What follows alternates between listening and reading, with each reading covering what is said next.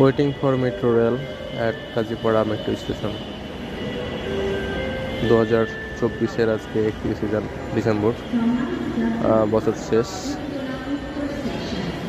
আগামীকাল 2025 সাল।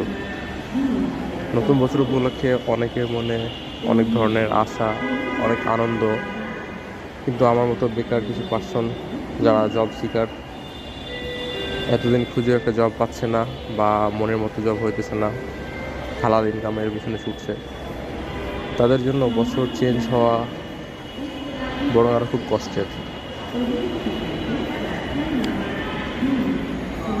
জানি না সামনের বছর কেমন যাবে।